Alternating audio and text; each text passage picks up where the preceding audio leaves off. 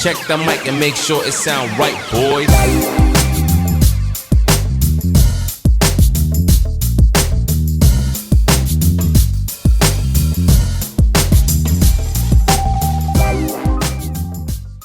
Hello and thank you for joining me on the second episode of the Wolfcast, brought to you by Drogheda Wolves Basketball Club. On today's episode, I'm joined by Elaine Scally. Elaine Scally is currently a player in our ladies team and is currently a coach of our U14 Girls team. I was delighted to be joined and have a catch up with Elaine. Hope you enjoy. Hi and welcome to the Wolfcast. The Wolfcast is brought to you by Drogheda Wolves and I'm your host Noel. On today's episode, I'm joined by Elaine Scally. Elaine Scally is the current podcast queen dominating the virtual court on the Shot Clock podcast, hosted by Jago. Big shout out to Jago. Elaine is a current player of the Drogheda Wolves Ladies teams, and she currently coaches the U14 Girls, as well as being a coach in the Basketball Ireland North Academy. Elaine is also the current assistant coach for the Irish U20 Ladies, and have great news that they can go back training as of today, which is super. Elaine also represents Wildrovers in the Masters tournament, again, which they quite happily dominate in. So, bit of a team going here. Elaine has also played for such clubs as Tolka and Mercy. Elaine, how are you keeping today? Not too bad now. How are you? I'm glad, not me. Good. So, first question that goes out to everyone, it seems to be a reoccurring theme on every podcast at the moment is, how's COVID and lockdown be treating you? Yeah, it's funny because when I was talking to Jago, we think we're in a way worse position than what we are now. So it's been very tough. Like the third lockdown has been the worst by far. But no, I just think now it's like the kids are out training outdoors, and it's just uplifting now to know that the ban of training indoors with elite now is lifted. So it's just gone forward now and planning for next season, and it's just great to be even able to do that. So I have to say it's good times now. This light at the end of the tunnel is the best thing for us now, and all we just need is the weather to play ball with us. And oh God, absolutely, yeah, 100%. So it's all good, and I think obviously with our own situations, like the vaccine rollout is currently helping everyone. And yeah, definitely, yeah. Our women's team are back training outdoors tomorrow, so that'll be interesting. That'll be fun. Yeah, a few defibrillators will be all right. Oh, don't talk to me or start me with that. So let's go right back to the very start. So how or what or who or why did you get involved in basketball?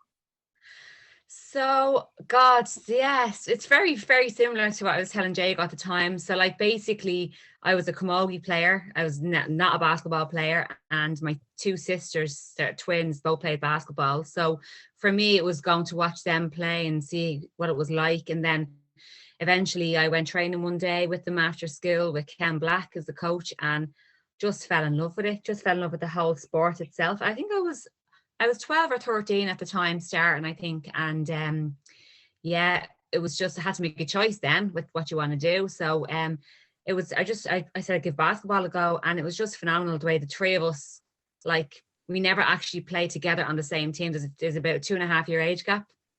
And I never got to play up with them in matches, but we trained together, and it was brilliant. Just grew so much closer. So, and Ken was just like, he's just up there as one of the greatest. Like, he's amazing. So, if this big American basketball coach coming over and speaking in, this lingo, and looking at him going, oh my God, but like, he was screaming in this lingo. He wasn't your calm coach. Like, he was like belting it out from like the age of 12.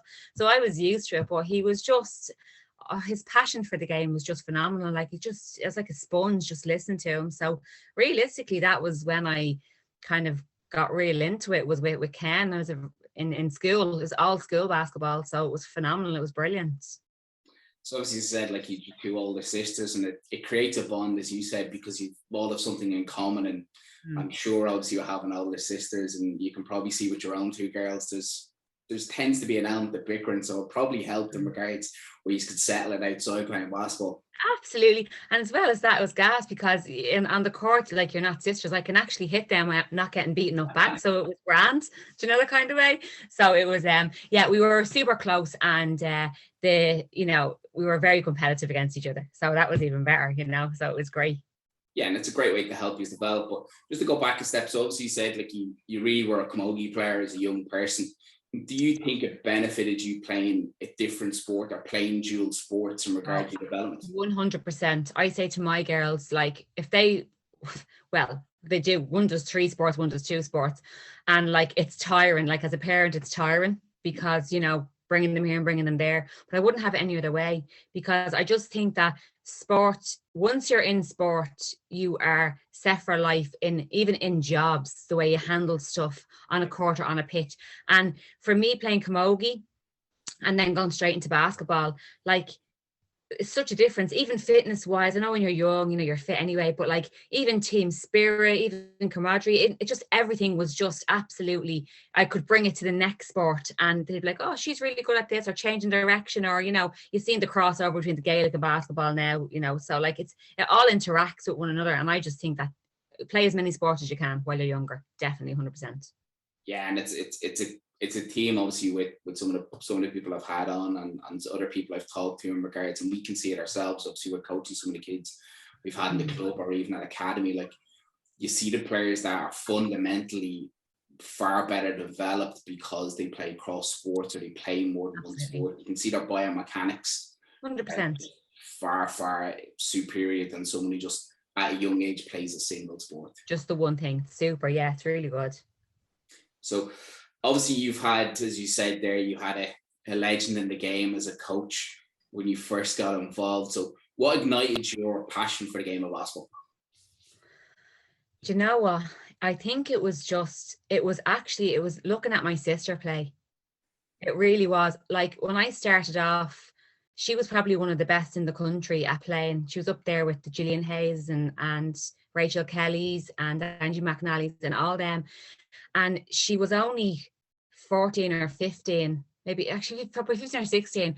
But like, it was at the time when like she was playing under 19 basketball, and it was Colester and the Nave Ruras and the Blarney teams. And she was a beast. And I remember saying to myself, oh my God, I would hate to play against her. But looking at her and looking at the way she was respected and how people talked about her. And I just remember saying, oh my God, I would love to be like that dominant in the game one day, which I actually never was that dominant in the game. But I always said to myself, just to be able, like, her passion for it, that was all she ever did, was wanted to play in the States. Like, that's what she wanted to do. And she worked so hard to get there. So for me, as a younger sibling, looking up to her, and like, her twin Claire was never going to be as good. She was a lot smaller. And her heart wasn't really in the game. She just played it. And she was good, but she just played it. Like, it wasn't kind of her thing, where Denise was like on the Irish team. She just ate, slept and drank basketball. And looking at her, for me, was just the biggest, like, I just wanted to be her, to the kind of way. There was no other player out there. I was like, oh my God, like, she's amazing. I'd love to play like her. I just watched her grow from a 15-year-old right up to one of the best players in Ireland. Like, she was super. So like, she would have a huge impact on me playing. So obviously, like, as you said, like, you pretty much had a role model in your family, like, as someone to look up and grow and develop from. So obviously that had to be super for you, as being the younger sibling, in regards to your development and seeing. Yeah. Oh, definitely. I'm playing against her. Like, we play 1-on-1. I remember my dad built us a basketball ring out the back, right? He built it out of literally a pole. He built the ring and he put an onion bag on the end of it, right? And that was our basketball net. And it was right outside our back window. So every time we shot the ball, it hit the window. So we got murdered more times than not. But we used to have to make 10 from here, 10 from here, 10 from here. Like, and it was just me and her all the time at the back. So like, even challenging each other. She was much taller than me. She was much bigger than me. But it just made me stronger, 100%. Yeah, and like, obviously that's something we would encourage in our club, is obviously for our own players to play up and develop. So you just had it in your household, which stood to you and still stands to you. And it's probably something you see with your own 2 girls now. Yeah, it's gas. Like, it's like history repeating itself. It's so funny. And probably 2 of them baiting lumps out of each other and going, but we're playing. Even to it. Yeah, it's grand. So just moving on. So what's been your best basketball memory or game you were involved in? God, so my best basketball memory, like I've loads of great memories and stuff, and it's great. Like even now when I'm playing and I watch over and see my two girls sitting watching me play, like they're all great memories. But one does stick out with me, and it's not because we won. It was the way we played that day. So I played with Tolka under 19 in the National Cup final against Colester. I think it was 99. I think I was only home from the States that year. And Mango, Jerry Mangan at the time was our coach with Tolka. And we had a really good team, but we were up against Colester, who were always the favourites, and they had beaten us twice in the league that year.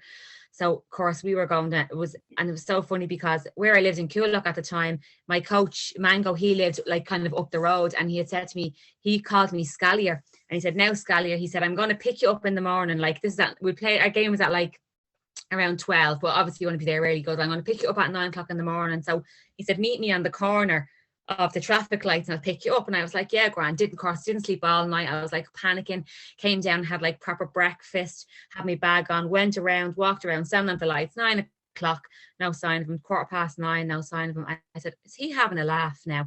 Anyway, I rang him and I said, Mango, oh, it's Scallier, I forgot about you. I was like, are you actually serious? Anyway, he flew back. He was on his way out. We just totally forgot. Picked me up in the car and went out to the arena. So it was called the ICS Cup at the time. And at that time, we were playing against Colester. So I think we were near the first game. Then the boys ran after us, and then it was so on and so on. But the gym was packed. We had a busload from Tolka coming. Colester had a load there, and then as the games are going on during the day, more people are coming in. The arena was absolutely packed at 12 o'clock in the day. My nerves was gone. It was neck and neck the whole game, and as far as I can remember, I think I hit 3 threes, not in a row, 1 and then 2 in a row to bring us like up 1 point. And then my best friend, my best friend Gillian, she was the point guard, and playing against Ciara Fenton, Lisa Grinnell, Emer Brophy, and I just remember we scored something like 6 in a row. So we were up a good bit with like a minute and a half to go, but like you could never count that with Colester because they always did a comeback. But I just remember Mango on the sideline saying, calm down, everybody calm down. And his face was red and he was screaming at us. But it ended up, I think we won by 4 in the end. But that feeling of everyone just running onto the court, and like I won with Maeve with Tolka in National League as well, and it was a super feeling as well. But just with that team that we had, we were such underdogs against Colester, and like we were crying, and it was phenomenal. I'll just never forget that moment. It was absolutely brilliant, and the fans were just brilliant. Yeah, and like obviously you say, like when you play obviously for a club, and you know when you play throughout the years, and you know you become a family, and like knowing you now, like, and this is something else I was talking to someone else quite recently about. It's like this sport creates a community and creates family. Oh, and definitely. It's scary to how, like you're saying, like when you were playing on the 19s, you know, your best friends there are still your best friends, and like absolutely, if you 100%. You look at your whole Masters team, like you're like that little family, and it's a group, and like you know each other these years, and it just seems that basketball creates these lifetime relationships and friendships, and it's a community thing. Like that's why I'm so happy that my girls are in sport, because you can go to school and academically it can be absolutely fantastic, but for me it's more real life where you'll get survival skills in your sport, and in your failures and in your triumphs. Like that's where you'll be able to bring into real life situations and into jobs and stuff like that. So for me, school, like obviously school is huge for the girls, but I mean, I think that just being a part of a team is way more important for them, I have to say. And they know that. Like I'll never pressure them in school, but just with them being on teams and making the friendships and building bonds, like they'll have that forever, 100%. And it's something I even have to this day with some of the lads I've played with, or even some of the lads I played with in school, played sports, or played multiple sports. Like, even still today, like some of them are my best friends. That's super. Yeah, that's brilliant. And then like when I was talking to someone else, like when you take the Masters, like you take the whole community around the Masters. Like you've people from all over the country, people from other countries come in, and it's just like it's just like obviously with you growing up in Dublin, and obviously parts of Dublin are very community orientated. That's basically the Masters. It's just like that community. Like everyone comes to play basketball. We all go on the beer, but it's all a sense of community and catching up. And it's brilliant. It's just great. And it's like it's playing with people you played against years ago, and they are playing with them. Like it's amazing. It's great. I love it. It's one of my favorite tournaments ever. I love it. So with that, obviously you've played with some exceptional players and you've been coached by some super coaches. So who's been your biggest inspiration in the game? It could be a fellow player, a coach, someone even externally from the game who didn't have a direct impact. But yeah, so like biggest inspiration in the game. So I would probably say, okay, so my sister was a huge inspiration for me playing, and she really was. But like inspiration for me, like there's been so many players that I've played with that are just absolutely phenomenal. Like, and you just look at them.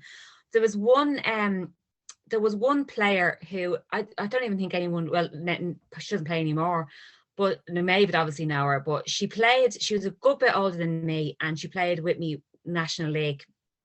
And I'd say she was probably around 6 years older than me, but she was phenomenal. So it was Angie McNally. Do you know Angie McNally? No. Okay, so she was an Irish soccer player, and it just kind of reminds me of Lindsay, an older Lindsay P. But she played with Tolka for a couple of years, and she came from Meters. She was unbelievable. I remember sitting watching her going, oh my God, she was a point guard. And I nearly remember thinking she was a lefty, but she was like a brick wall. She would go through anything. She would dive on the floor. I remember looking at her going, oh my God, she is phenomenal. Like, and then I got to play with her. I got to play with her for a couple of seasons. May will tell you, she was on another level. She was literally on another level. I remember saying, oh my God. So like, not that you compare yourself to people, but you always strive to be like, to be like somebody. So like, I was like, oh my God, imagine if I could like just have half of what she had. Like, so she was, yeah, and she just stopped playing then. Probably she left Tolka then, and I think soccer. She went back to soccer for a while, but she was phenomenal. It was like her era. It was her, like Susie Emer, like June Blount, all that kind of the group of girls. Like she was part of them. But I remember looking back, like a big kid in the crowd, going, "Oh my God, she's like amazing." You know, she was really good. She was super. But it's great as a younger player, like to have that, like, even if you call it another role model or a teammate like that you look up to and that inspires you and gives you the drive to become a better player. And obviously, again, going back to the community element, like basketball players, how young or old they are, will always help each other. And like, with some of the players I've been fortunate to play with or work with, like some of them just have such desirable work ethic, or know, just a passion to drive. Like I talked to Gav about Scotty. Like Scotty's just work ethic. It's just he's unreal. You know. It's ridiculous. Even when, like, obviously he coached us last year with the non-league, whatever. Even his training sessions are like unreal. Like total fundamental footwork and everything else. Like you're never too old. Super, like brilliant. Yeah. But, like work, it's all work. Like it's so good. Like I did label him Mr. No Days Off, but that's how he is. Like, he's just constantly working. That's always him, to a T. If he's not training, he's coaching or he's in the gym. You know, it's admirable for me even to look at. But for obviously our younger players in our national league team, like that's for me what they should be striving to and achieve to. And absolutely, like giving back, like knowing someone's coaching. Like even last year when we were playing our women's games, like some of the girls that I coached like would be at the game. Do you know the kind of way? Like your girls are coming, like even with other players that are coaching younger teams, like with Tina and stuff, and like they're coming up and they're like, "There's my coach playing," and looking, and it's like, you know, it's amazing. Like knowing that, like you're kind of not their role model, but you're like, you know, you're giving back, like to the kind of way you're still playing and putting it into the club. Yeah, it's a great feeling. So we'll kind of move on and we'll segment on. It's now time to maybe hurt some people's feelings. So we'll put that in as a one. So who's been your favorite teammate to play with? Oh God. So when Jago asked me this, so my favorite, because I've played for like a good few teams. Yeah. So I'm going to give you two answers, okay? If I'm allowed. I'm going to give you my favorite teammate that I've played with before. like throughout all the clubs, and I'm going to give you my current favorite teammate that I have now in Wolves. Okay, I'll take that. Okay. So like for instance, I played with Tolka for like 12 years, and then I'm on obviously 12 years with Wolves, and in between that it was like Aer Lingus and it was Mercy Kulak for a little while playing D1. So with Tolka, my answer still stands. It was Sharon Kelly, just because she's unreal, and she just always had my back, and when your head goes down, she just kind of gets you up, and she's just gets you motivated, and she's super. So that answer will still stay with her as my favorite teammate that I've played with, just because when your head is down, she gives you a kick up the bum and said, get with the program, get over it, stop feeling sorry for yourself. So for me, I need that, and that was super. My favorite teammate on Wolves, okay? Obviously, I love all the girls because I won't get a pass next year if I don't, But sure, it's not like you could pass the ball anyway. So well, that's true. No. Okay, so my favorite teammate in Wolves is someone who I think is just so underrated. Kind of the last year, I've never met anyone to work as hard as in to get ourselves better. And last lockdown, she was out on her road just practicing the whole time, and texting me saying, do you think I should do this drill and this guy should do that drill? And she's just hungry to get better. She, her size lets her down, but she mightn't play big minutes in some games, but when you come off the court, it's a pat on the back saying, well done, girls, and just always smiling with her. So for me, my current team, it'd be Amy Savage. Okay. Because I've seen how hard she's worked to get herself to where she is now. And I just have to give her a shout out because for me, like, she never gave up. No, she just kept working and never gave up, so. I really do think her surnames is testament to her. Yeah. Like obviously for the year I coached, she's like, I don't know how I was not reported for physical or domestic abuse, or how her husband was, because she would come to training bruised and battered. She'd leave training bruised and battered, but that was just her pure desire and passion. And if there was a loose ball, she was on it. For it. Yeah, 100%.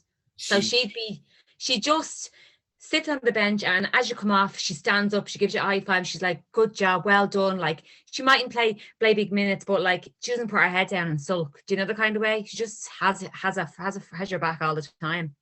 Yeah, and like obviously for me, like, it was testament. I knew when I put her in, I was going to get 120%. I wasn't going to get, but why am I only getting? She probably for me was the toughest and hardest work, because you knew for the 4, 5, 6, whoever it may be, you were going to get lung busting work, and she was going to bounce off people, or people were going to bounce off. The little sides of her, like Jeannie Mac, she's unreal. So I have to give, definitely, she's my shout out for that one. Okay, that's interesting. So look to you in training the next couple of weeks. No, it's on the same team, but who is the best player you played with now? Right. So with Wolves, I'm just going to give this answer because I'm 12 years with Wolves now. So I class them, they're my team. Like, so the best player, I don't even have to think about it. Caroline Black. Okay. She's like my twin on the court. So she always knows where I am, and she always knows when I'm going to do that whole no look pass, no that you tell me not to do. But she just gets it. Her positioning on the court is unbelievable. And she's an animal. She's just brilliant. And I love her fight. She fights a lot. I know that she fights a lot. But like, her passion for the game is just next to none. I love playing with her. I love when she plays on the court at the same time as me, and like the other girls as well. But I have a connection with her on the court, and like even Groggy said it when he coached us. Fu said it when he coached us. Like, I just have this link with her on the court that I just get it. She knows where I am. I know where she is, and I know she's ready. Like, and so, yeah, definitely Caroline. She's phenomenal. Brilliant player. Brilliant player. Yeah, and obviously, like, she reads the game so well, and her vision is so great. Like, that just makes linking with players an awful lot better, and it just makes it far easier. Yeah, and then obviously when you have the the ability to play with a player for a long time. You create Yeah. them connections and bonds, and as you said, it just seems seamless then after a couple of years that they know where you're going to be. It's like a second. Yeah. Like there's a good few players on the team that like I just think are really brilliant to play with, but she just has that edge, like in a kind of way. She just has that edge. She played Super League or National League with Wildcats like way back in the day, and like you can see why. You can see her knowledge of the court like when she's on it. Her head's never down. Like you can see like even in some of the pickup games I've seen her, or when I got the chance to watch her a couple of years ago as well, like head's always up on a swivel, and and she'll crush you out in the game, like if you're messing up, like she's no problem saying, here, hold on a second, and you're like, sorry, Car. Like she's the nicest person in the world. She's a pediatric nurse, and then on the court she's like this monster. It's like, geez, but like there's also quite a few of them in the club as well, so it's it's like it's a very Jekyll and Hyde with some of our members. Off the court, they're very professional. Yeah. On the court, you don't want to cross them when something's going on. Exactly. So you may have answered this, but we'll just put it there because obviously you said you're going with the 2 answer team. So who's the hardest worker you've played with? Right. So Amy was the hardest worker who's got to the point. She worked so hard to get to the point of like, being one of my favorite teammates. The hardest worker is Katz. Catherine McQuinlan would run through a brick wall for you. She is the softest person off the court. Like she cries for no reason when you say hello to her. Like she'll cry because you're being nice to her. On that court, from coaching her that she literally would play with 2 broken ankles if she could. Yeah. So for me, she just works hard, and she's always so critical of herself for not like, having so many points or whatever. Like we'll come off, like, let's say me and Tina might score 15 points each. Okay, but Katz has like 11 rebounds and 3 charges, and like, which is just phenomenal. I would rather have that, like, and a lot of the younger kids see what I can't stand is when someone comes off a court and takes a score sheet and starts counting their points. Like, I'm like, don't do that. That's not the point. Where did you even get to do that? Do you know the kind of way? You come off the court, Katz counts how many fouls she has. She's 5 fouls in the game. Yeah, she does all the attritional hard work that doesn't get counted in stats. Like, like as you said, like she might have 10 plus forwards, but it's the countless hundreds of screens she set, or little bumps she's given people, and just like the pleasure I had of coaching her for the season I did was just phenomenal. And it's like that. It's like she's after getting a whack and you're trying to protect her, and she's like, no, I just want to play in grand. Yeah, I'm like, let me back on. What are you taking me off for? You've just literally smacked heads with your own teammate who's in a worse position, and you want to play again. I think you might have concussion. I'll worry about that tomorrow. You're like, sorry. Yeah, she doesn't care. Yeah, she's just like, she'll help you up. Come on, you're grand, get up. Yeah, pretty much. Yeah. So she's tough as nails, and she's another one that I love playing with as well. I do, like I genuinely do. But she really will always have your back as well. She's super hard working, Katz, definitely. Yeah, and again, like obviously the hard work that goes unseen in the court. I think obviously a shout out to her as regards all the hard work she does behind the scenes for the club.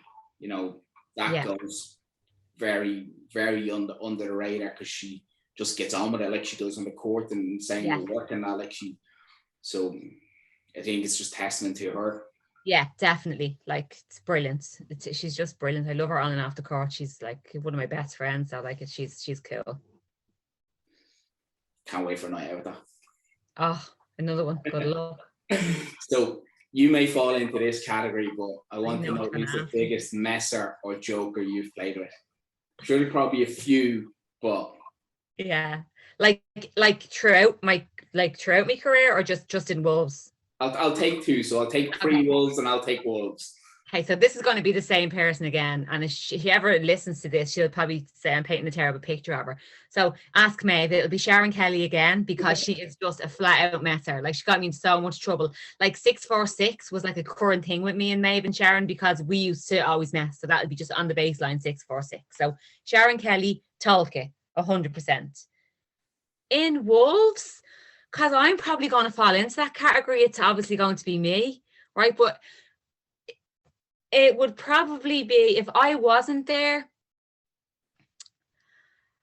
probably Kay Kelly, even though she's just gone. She was an awful messer when she trained us, to a point where she wouldn't get caught.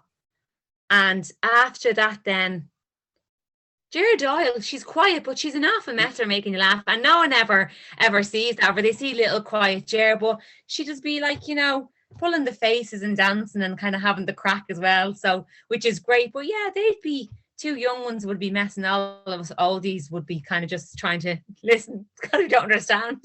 Yeah, and I think obviously with some of the people I know, and obviously knowing some of the ladies, it's always the quiet ones you do need to watch out for, because Definitely. they're very cute in where they position themselves in certain drills, or when you're talking and standing behind you, and then I think as much as it's great to be serious in sessions and all, sometimes it's great to have just that little bit of banter as well. It's great for the team. Yeah, no, you do need that element of fun or laughter, and I think it can break a session in regards where if you're just solely working on something that someone messing at the right time can make the session far better. But I think it also brings your team together as a unit in regards where you can all laugh together and you can do everything together. Definitely. Yeah. It is having that balance. Yeah. Oh, 100%. Definitely. Yeah. It's not good when you hear baseline after the second laugh and second warning, but sure, you get there. Have been on the end of a few of that as well. So yeah. There you go. Yeah. I think when Maeve shouts 646, I think it gives quite a lot of people in the country a spine tingle. She frightens me. She frightens me so much. Yeah. So I'll hold a couple of things for when I have Maeve on. Yes, do please. I know one of Maeve's things in pre-seasons is not a successful pre-season if someone doesn't get sick. It was, I think people thought at one stage I had anorexia because I spent more time in the toilet than I did on the court. But it was the fittest I've ever been. And she said that in her podcast with Tim, she got us fit. I know it's all done differently nowadays. It's more health and nutrition and strength and conditioning. And I know it's all not just baseline. It was back then, but I think that I was the fittest I ever was with Maeve. But you still need that conditioning. So you can spend hours in the gym and you can eat all the right food, but you still need that conditioning. Yeah, that's totally different. Yeah, definitely. It is that testament, and you obviously see what Maeve, when she was so successful with the young Irish girls that she had that are now, at the 20s and senior level, her big thing was they knew their weaknesses, but they knew their strengths were to be the fittest, and to just work their asses off in defense. And I think that's very much Maeve's philosophy and has definitely. been. Yeah, definitely. So moving on from that, so you can answer this two ways. So who's the toughest player or team you played against? Because you rightly said, let's take your under 19s when you went to the cup and played Tolka. Or sorry, when you were talking, you played Tolka. There's always seems to be, and even in the Northeast, when I coach you for the year, but there's always that one team that's always going to be tough, and it is. So you can give me a player and you can give me a team if you want. Okay, so for us in Wolves, I think that, do you know what? I know Muckno, the girls are amazing up there and they win it every year. But I don't think they're the toughest team to play against. I think Cavan are the toughest team to play against. And they remind me of us is that they're just fighters. It's always going to be a bruise and black and blue game where you're going to get bumped, you're going to get hurt. It's almost like rugby. But with Muckno, they'll have a lot more flair. They've been drilled as a team for so long that their finishing is just so much easier, and they just know where they are. But I think with Cavan Eagles, I think that they're very on par with ourselves, as in like, you know, when they're good, and then if they're having their off days, it's not great, but they'll fight for every last ball. So like for me, playing against Cavan would be a lot tougher, as in like you're going to play a lot, you're going to be tired, it's going to be a struggle, like it's going to be very physical. And I love that in a game. I love when it's a physical game and the rest just let you play. But I think that they're always going to be the toughest team to play, you know, but also the most enjoyable team to play, because I love them girls. They're just great bunch of girls. And you know, when the game is over, it's shaking hands and it's grand, but you both go at it. So I love that, how we both fight so hard on the court and it's tough. And then afterwards, it's like you win, you lose, you lose. But they would be tough. They'd be the toughest team in the Northeast League for me to play against. The toughest player to play against would, for me, be, I'm going to go back to Dublin League. So this is funny. So there's a girl called Karen Staunton. I think that's her married name. She plays for Oblitz and she's in the Masters. Now she played with Meteors, and Maeve would know her as well. She played with Meteors and a couple of other teams in the National League when we played years ago. She'd be a good bit older than me as well. But she, oh my God, she was unbelievable. And even when I play her in the Masters and she marks me, I'm like, Karen, go away. Please just go away. You cannot get the ball. You cannot get the ball. You do not receive the ball. Her defense is phenomenal. And I absolutely despise when she marks me. But absolutely the nicest woman you'd ever meet. But she would have been one of her and my teammate on the Masters, Lorraine O'Brien, who I said in Jago's podcast, even May will tell you, she's like Iron Man. She's solid. She was brilliant as well. And luckily she decided to play with me in Tolka rather than against me. So I was quite happy with that. But she would have been a tough one as well. You know, there's so many tough players out there and so many different attributes, but them two will kind of stick in my head now. And then the Cavan team, definitely. Yeah, you just always know when you go to play Cavan, whether it be home or away, that it's going to be a challenging game, because you rightly said, like they're all so talented and they're well drilled up there, and like that they fight for everything. And when the two teams come to a head, like the two teams automatically raise their level. And like that's gas. Like you just know you have to give that extra, you know, to get a good result, you know. And I think like if you're a spectator in the games, you know it's going to be a high level game because of the two teams, and there's both raise, and I think that's where when I was coaching, like we found that difficult to raise to that level all the time and have that consistency. And look, these things happen, but you know.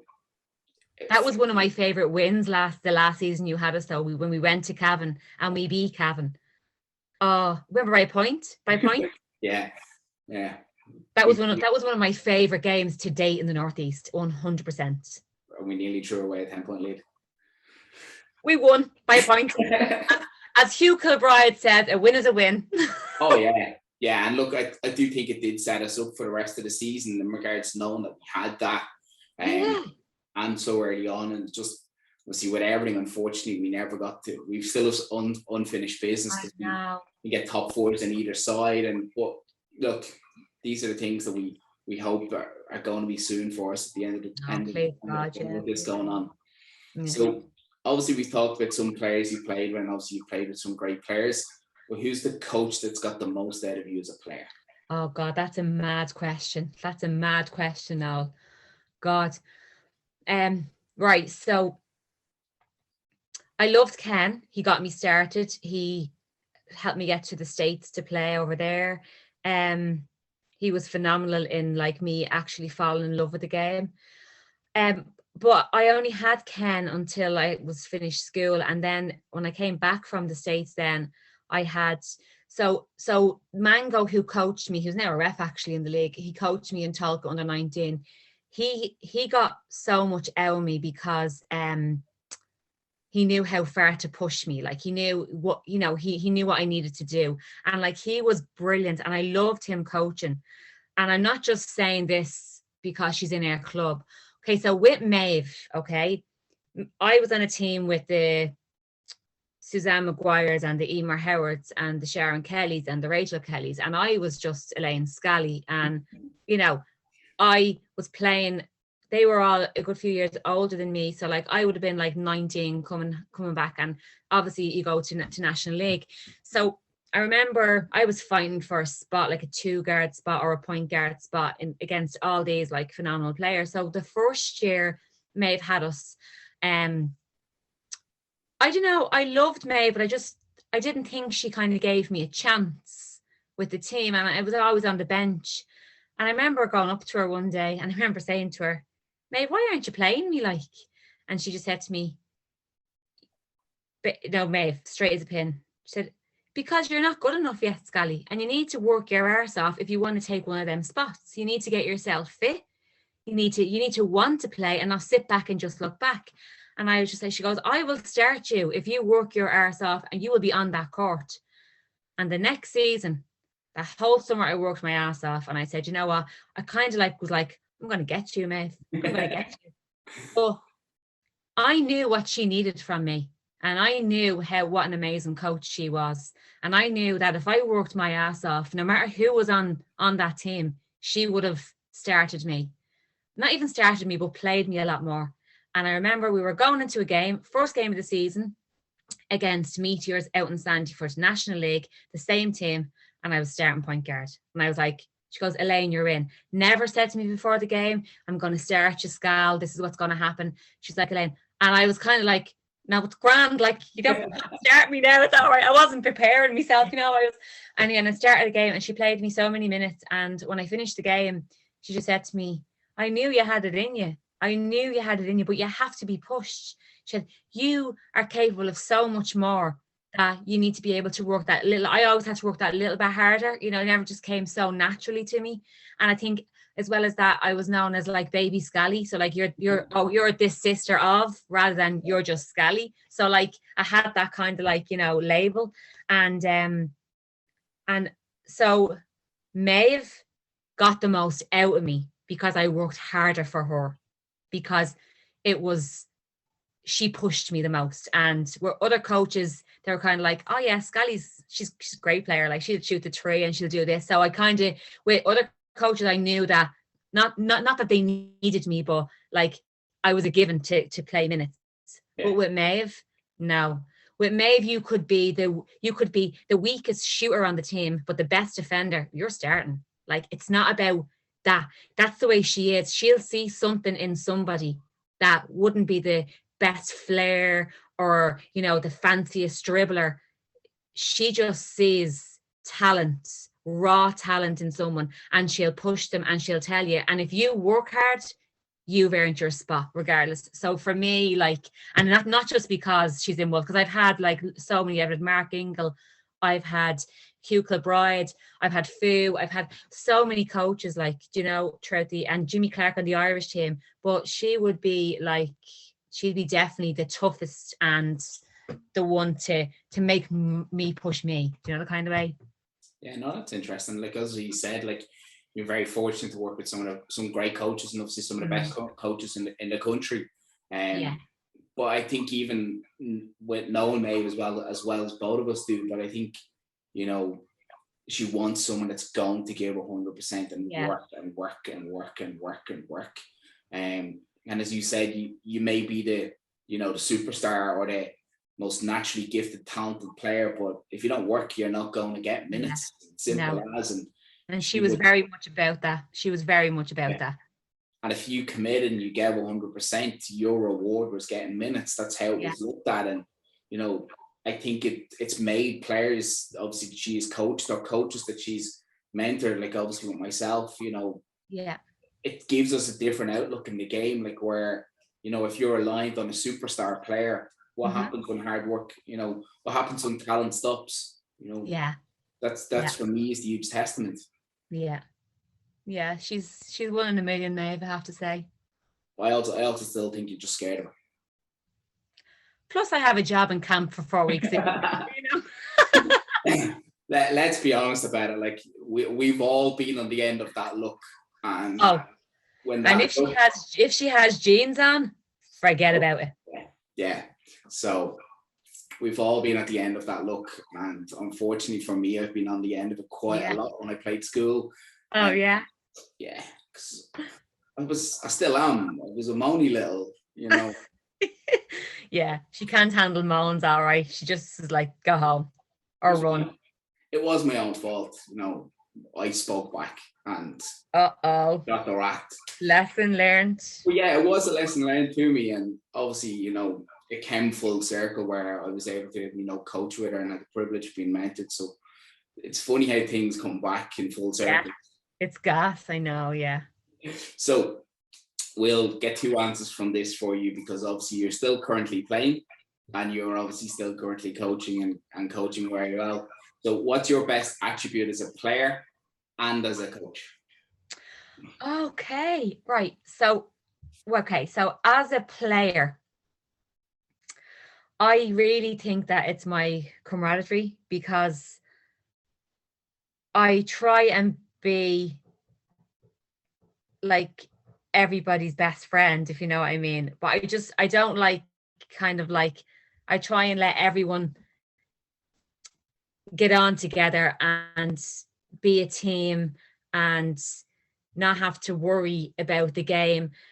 But I think that I bring anyone that's not like new to a team, or anyone that's sorry, my kids are just home. I'm just on a Zoom. Okay, hold on now. George, I'm on a Zoom. Okay. So anyone, like, you know, that's coming to the team, like, I want them to feel like they're not new. Do you know, that kind of way? So I always try and like make them belong to the family rather than leave them out there hanging. So I think I'm a real people's person, and I think that, you know, one kind word or one kind sentence or including them in stuff can mean more than anything else. Okay. Do you know what I'm saying? So like, I'm very much like, and the dog, hold on now.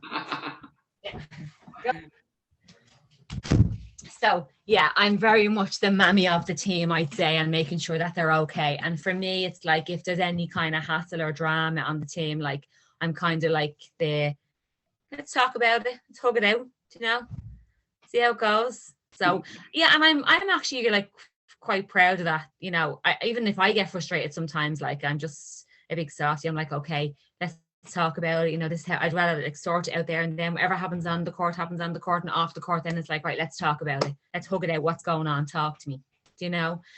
That's as a player. As a coach, so when I take the girls team on, or any team I take on, I'm just like, because it's mostly girls, I'm always like, there's just one rule, I'm like, there's just one rule I have before we, you know, we go to the season or whatever. And they're like, yeah. I'm just like, you know, there's no bitchiness on this team. Like, if you want to have that, you take it outside off the court. Like, when we're here, we're a family, and I need us all to be able to be that.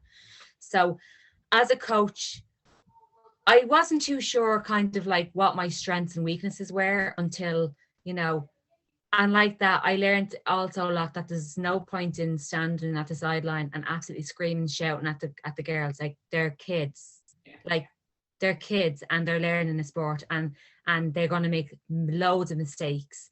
So I'm kind of now more like, you know, what did you do wrong? What do you think you did wrong? Like, I question them and let them give me the answer and say, and how can we fix it? You know, so like, I think that's a strength of me, is my communication with the kids is I think would be my strongest point, you know. And my weakest point would be probably not being aware of, you know, some of the kids' faults if they don't feel comfortable, because I think everyone can come to me with like this big bubble and big happy face. So my weakness is that some people are just not like me. Some kids are not like me, that are, you know, wouldn't be as approachable. And so I need to learn how to deal with that and say, you know, that's okay. You don't have to come and tell me everything. But like, it's every single week I learn something with the kids, every single week. And I'll continue to learn. And even with getting the opportunity to coach at an Irish level with Kojak and Darren, like, that's for me is like, that's my dream. That was my goal, to be able to eventually be able to do that. And like, for me, it's like a huge learning curve. I can't wait to take on. I genuinely can't wait to take on, just to learn it, because love the sport so much. Like, it's a massive part of me. Like, it's huge. It's like I'm Minnie Maeve all over again. That she was saying, when she was saying like during COVID that she missed it so much. Like, I was like, that's what I'm thinking. Like, So when I don't have it, like, I miss it. And you'll always, always learn. Like I say to the girls, ask me. You don't ask me a question. There's no such thing as a stupid question. Like, you ask me, and if I don't answer it, I'll find an answer for you. Yeah. Do you know?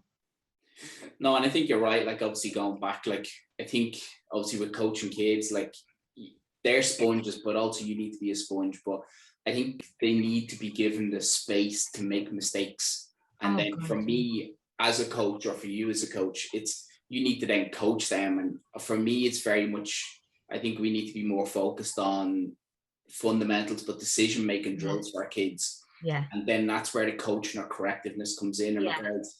You need to not create robots. You need to be able to create thinkers. Yeah. And exactly. by doing them situational drills, you get them to experience different situations and scenarios, and then they become more comfortable, and then it becomes automatic for them. Yeah. But it's like, as this analogy was used to me in a different sport.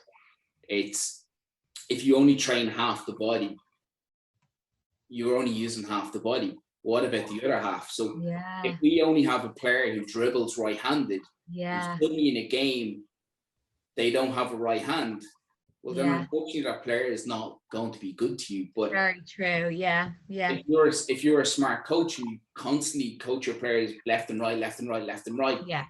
but you teach them different scenarios and situations, it's going to be more comfortable. Like, if you look for me, like, obviously you see some of the greatest passes in the game, but they don't just have one type of pass. No.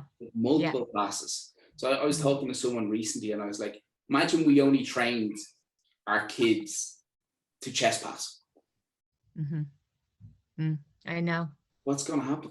So if we constantly teach them different skills and different passes, then in games it's obviously going to get easier for them. So I think that's where our coaching side thing comes in. Yeah, definitely. It's learning every day. Like, it's learning something new every day. Like, the way I was taught growing up at that age is completely different to the way we teach now. So, like, you just have to, and like, Emer is great at that. Emer Howard, like, she'd always be like gaining knowledge of like today's game, and like with the stuff she sends out and stuff, like, it's always like making it more today, because it's totally changed. And you can keep it as it was, and then just make it more today's game as well, because obviously work back then with all the success people have had, but it's just tweaking it a little bit and to making it more like kind of in today's game. So like you just have to keep learning, and all the websites that are out now and all that stuff like that Gavin sends, and you can look up and you do all that as well, like, so that it's changing every day, just to kind of keep it up. I think the biggest word I've gotten out of this whole COVID thing is adaptation. Is having the ability to adapt to anything. Yes. But I think the whole that you're constant learning and you're constantly learning new things, I think that's part of the fun of it, is in regards searching out new things or new ideas and new philosophies. But it keeps you engaged in regards, oh, look at this, it's that, for me, is where I get my buzz, in regards going, oh, I think this actually will really work for us. And then you adapt it a little bit, and then you adapt it again a little bit, and then suddenly it's one of your fundamental drills that you have and you stick with. Yeah, there you go. Yeah, 100%. So I know this is a big thing for you. So do you have any pre-game rituals or superstitions? Or will you actually finally answer me the question of why is the number 13 jersey so significant to you? Oh, I don't know. People used to say it's like, but I was telling Jago, because he wears 13 as well. Like, my house number is 13. Like, I bought the house off the plant number 13. And it's like, I am wearing that jersey, oh God, probably only since like National League, actually, because it didn't really bother me what I wore. Like, I wanted number 13. But Suzanne McGuire had it when we were in Tolka, and I'm not going to obviously take it off, Susie. How are you going to do that? Like the icon, not going to take it off her. When she was missing games, I'd be like, give me that jersey and take it on her. But yeah, I don't know what it is about that number. People say it's unlucky for some, but I just always have pure luck when I wear that jersey. Rituals, like, I don't think I was set, like, I never realized I did it. You probably didn't even cop it, but you know, when we're doing our layups, like, you know, in 3 minutes or whatever, and I have to end on a finish. Can't go into it. No, I've noticed because I brought and shouted to you a few times when team talk, like, stood up, board gone, Scally, hello, hello. That's right, you did. I think it was in Cavan Gym. I was there for about 7 attempts. You're like, right, Scally, come on, we're starting. Might happen in 1 or 2 gyms, but yeah, that would be the only thing. Just finish on it. I shouldn't even be saying that now, because when I go back next season, people are going to be like, is she going to finish her live? She missed. Yeah, even the referees will be like, right, come on, Elaine, are you ready? Yeah, that would be the only kind of ritual I do. I'd kind of just finish on it, make a finish, and then head into the huddle. Okay, but you were never really great at. We'll all face it. Timekeeping is not one of your strengths. Not the strengths, pal. No, that wouldn't be the best strength. No. Yeah, I'm working on that though. I'll be interested to see that going forward. Yeah, I'm not coaching like 8 teams. I'd be all right. Yeah. No, I think this whole COVID and lockdown, I think, has put a lot of perspective into things for a lot of people in regards where, you know, we talked earlier where, you know, we're all go, and suddenly it was taken away from us, and you're like, oh, this is actually quite nice. I've lots of free time. I can go for a walk in the beach, or, you know, you can bring Buddy for a walk, you can spend time with the girls, and then you're like, no, actually, I actually really do miss basketball. Yeah, like I will coach a lot this year, a hell of a lot. So like I'll be out a lot, so it's fine. I'm fine with that. I can't be a home person all the time, so yeah, I need to be out working, out doing what I love, definitely. Yeah, no. So with that, obviously we will look at your coaching side of things. So what's one bit of advice you could give to one of our younger Wolfpack members? Never, ever, ever sell yourself short. So even now, even though I'm coaching probably maybe 6 years with the younger age group, my goal is to eventually love to be able to coach National League women. I would love that. And even now, I think that I don't know if I'm ever going to get there. But someone said to me before there a couple of weeks ago, he said to me, why do you think you'd never make it as a National League coach? And I said, I don't think I have the experience. He said, so you get the experience, you find the experience, and you ask the questions. So for me, if you want to strive to coach under 14, under 18, or National League, you just ask questions. Ask questions, follow coaches, go on podcasts, research, do what you're doing, and find what you want to do, and find what your comfort zone is. If you want to spend your training sessions just running plays, if you want to do drills, there's no point in trying to be like somebody else. Just be you, and just believe that you can do it. You know, once you have the experience and the knowledge, like, you can make a group of women, girls, men, boys, you can make them into the best team possible with just being you and having your coaching experience and just constantly learning. That's all it is. And like, even now during, like, when I'm coaching in camps, like, I'd even get nervous going, oh, what's the plan? Especially when you're with Gav, when he has a roster. You know? But like, you want to be giving the best to them. You know, you want to be teaching them correctly, and you want them to get something from what if it's one thing at the end of the week, they can do a crossover on a low dribble, or they can do a spin dribble because you've taught them that. Like, that's that one thing. So for me, that's my goal, is to be able to coach at that level and be comfortable and know what I'm saying, and make sure the team I have is I'm going to produce something from that team, because every team is different. Yeah. So just never stop believing in your dream, and just go for it, and don't let anyone stop you. Okay, cool. Nice. So this is again where we might hurt some people's feelings. Oh God. So pick the 5 best players you've played with. The 5 best players I've played with. Right. So they have to be between Tolka and Wolves because they're my 2 home clubs. It's my 2 clubs that belong to the heart. So, okay. Number 1, Emma Howard. Okay. Number 2, Suzanne Maguire. Okay. Number 3, Caroline Black. Okay. Number 4, Tina Klusky. Okay. Now I'm struggling with number 5 because I'm like,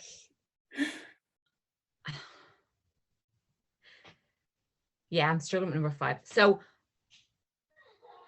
okay, it's a choice. Okay, I'm gonna go with there's 2 girls. Okay, one of them I've obviously played with in Tolka for years, and she's on my Wildrovers team, and she's phenomenal, which is Lorraine O'Brien, one of the twins. Okay, she's just phenomenal. So like, and you'll back me up on this, I only got to play with this player for like the guts of a year, which was Molly, that came from the States to play with us. But when I played with her, oh my God, she was just phenomenal. Like, as in like the spirit she brought to the team and on the court and just the shots she made. So like, if I could have 5 in a sub, like they'd be them 2 together as well, because I'll need a sub. Oh, am I playing as well? No, I'm not. I'm not playing. It's grand. And 6 of them. You can coach.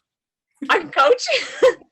So it'll be like Lorraine O'Brien for my Tolka days, but Molly for my Wolf days. He was in the state, back in Canada now, and if she watches it, I hope she knows that she was just instrumental in our team in that year. Like she so was now. She was phenomenal. So I do hope to get Molly on, reach out to Molly. Because I think you're right. Like, it did show when Molly was unavailable for us that we were 100%.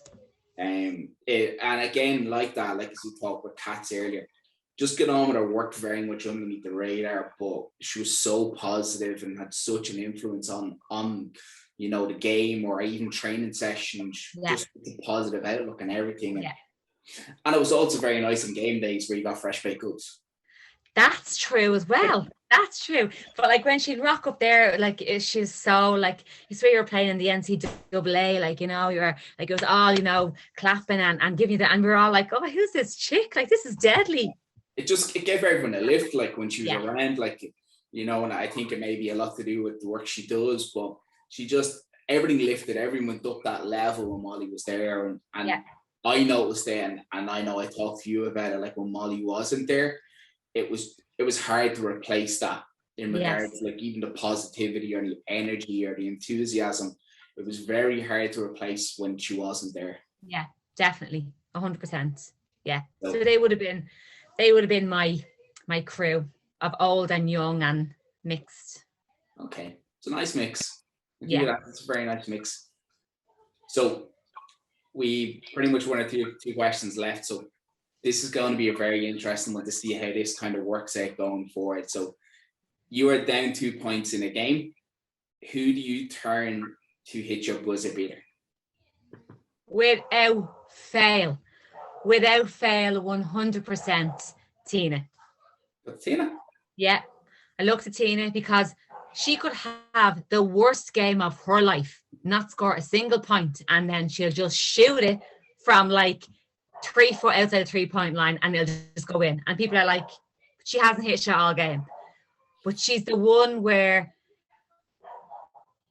between her and Kate Kelly, when Kate was playing with us, you'd nearly rely on both of them. And I think even you as coach would kind of have that in the mix. If you needed a 3, I don't know, you might go with someone else. If you needed a quick 2, you might go with Kate. If you needed, off the screen shot, you might go with Tina because she just gets herself free because she's so fast, quick off the first step. So it'd be Tina or Kate, definitely. No, I think that's interesting. Like obviously with Tina, I don't think it's muscle memory at this stage, but she's just so calm and composed and nothing seems to phase her. Nothing. When you look when you look at some of the games we've played, or like known Tina as long as we do in regards to looking at some of the games she's played in previously, like just as such the ability to get her feet set underneath, to get a shot away so quick. Has one of the best jump shots I have seen, and I've seen plenty of them and I've got plenty stored over me, but I think it's just such a natural, fluid rhythm. Yeah. So Oh yeah, like you rely on her for your buzzer beater. She's definitely one of them. definitely a go-to. 100%. Okay, I think that one's going to pan out quite well going forward with some of the other guests you have coming on. So with that, so who would you like to see next on the Wolfcast? I'd say I have a lot of the ones that I'd like to see on the Wolfcast, I would say. But I would actually so I'd love to see Caroline on it because I don't think the club know how experienced she actually is from her playing career, because they probably just don't, because she just plays and coaches the team. She's not really kind of like in camps and stuff like that, so I'd love Caroline, but I'd also love to know more about Siobhan Hackett. I'd love to see her come on to talk about her in the States and stuff like that. I'd love to know her story. So like they'd be kind of my two that I'd love to see on and listen to them. Okay, cool. And obviously that's what the whole point of this for me is to get to know other people's stories, but obviously to share club members, experience the whole thing for me is their journey and how they started to where they are now. Like, and I think we are so fortunate and blessed in our club to have, rich talent as coaches and players. So like my goal before I retire, is for me to play a match with Layla. Okay. So Layla is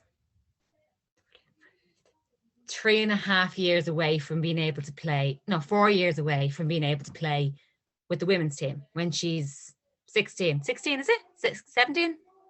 16. 16. So she's 3 years away. And I'll be still only in my early 40s. So I'm thinking like, I'd love, imagine if that's my goal, if I can kind of get fit and say injury free and give it 3 more seasons. I just want to be able to have a season where, or even like a game where we can both play together. Georgia's obviously gymnastics is her thing and basketball comes second. So I mean, obviously that's a bit of more of a gap. Realistically, I'd love to be able to play with both of them, but I think I'd be well retired by the time Georgia plays. But with Layla, I just see so much of me in her when she plays. And like, it's great. And this is the first year where I'm not going to coach her. I've coached her through her whole youth. And this is the year where I'm not going to coach her. And I'm so excited for her to hear a different voice and just to go out on her own and just play her game. And I'd want to be like the mammy on the sideline watching her, not the coach, and not, I want to be sitting there just cheering her on. And that's my thing, is because I still play because of them, because I want them to see that you can play till any age and you can do whatever you can do once you're enjoying it, play till your leg falls off, no knee, but however. But yeah, so that's my goal anyway. That's cool. It's good to have goals, and obviously it's good for you to be a role model and a mentor for both your girls. Yeah. Be basketball or anything else, but I think that would require paper for you to sit on the sideline and be a mommy and watch either one of the girls play. I think personally you'd need to be trained. I'm going to wear one of them. Our masks are mandatory, so I just have to put it on. So if you hear me shouting, you won't know who it is. Yeah, I think that's the only way it would work, as you being a mommy spectator. It'd be hard, yeah. I'll have to just, zip it up. Yeah, definitely. I think the game needs to be streamed to you outside. That's a good one. No, I'm actually outside in the phone going, come on. No, so look, Elaine, thanks very much for joining me on the Wolfcast today. It's been a pleasure. It's been great, Noel. And fair play to you setting up all this. This is great to get to know all coaches and younger players as well. So that's really, really good. Yeah, so going forward, hopefully we get a bit of traction, and we get, obviously, as I said, like the idea and the ambition it is to get club members to know other club members and their past, but also to get the Wolves name out there. Exactly. Obviously, with us only being technically still a relatively new team, it's just for us we can get exposure. And I think we're very fortunate to have the talent we have in the club. Brilliant, absolutely. And the amount of coaches that are doing it and everything else, it's just phenomenal, really is. So fair play to you for getting it out there, because it's not an easy job sitting there asking all these questions. No, look, I'll be honest, like it's been challenged, it's been tough, but I'm not coaching, so I needed something to do. No, and it's great. It's great for the younger kids and other coaches. I know we're all in a WhatsApp group, but it's different when you're like face to face with them, or you can actually sit and have a listen and see where they're coming from and stuff like that. So it's great. Very much so. So it was really weird calling you Elaine. So Scally, thanks very much for joining me on the Wolfcast. Scally, where are you getting Elaine from? I'm like, what? So thanks for joining me on the Wolfcast, and see you all soon. Yeah, see you now. Bye. So there we have it, episode 2 of the Wolfcast. I was delighted to be joined by Elaine Scally for the second episode. It's great to have a chat and a catch up with Elaine. Again, big shout out to Jago from the Shot Clock podcast. Please go give Jago's podcast a listen to. He talks to some legends of Irish basketball. Again, just to remind you, the Wolfcast is available on Apple Podcast, Spotify and YouTube. Please stay tuned for next week's episode. Talk to you then. Check the mic and make sure it sound right, boys.